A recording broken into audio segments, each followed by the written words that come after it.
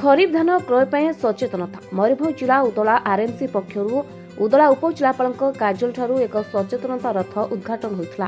यह सचेतनता रथ को उदला विधायक भास्कर मढ़ई और उपजिलापाल सुशांत कुमार बारिक पताका देखाई उद्घाटन करते। विशेषकर पंजीकृत चाषी माने निजस्व लैंप्स रे एफक्यू मानर धान को सरकारी धार्य अनुजाई 26/12/25 ठारू 31/3/26 पर्यंत बिक्री करि परिबे बोली आरएमसी संपादक कहते। एक कृषि सचेतनता रथ उद्घाटन में विभिन्न लैंप्स कर्मचारी माने उपस्थित थिले।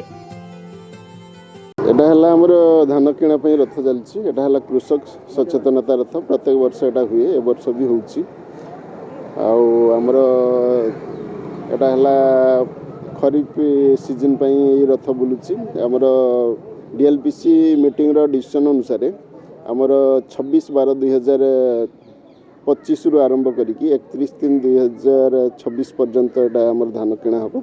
जे माने कि हमर ई खरीफ ऋतु रे चाष करछंती आ जे माने लैंप मानक माध्यम रे जे माने ताकर रजिस्टर्ड हेइछंती माने जे माने धान किनिबे बोली ताकर रजिस्टर करछंती से मानक पाखरो ई धान किणा हबो। उदलारु अक्षय कुमार करंक रिपोर्ट संचार लाइव।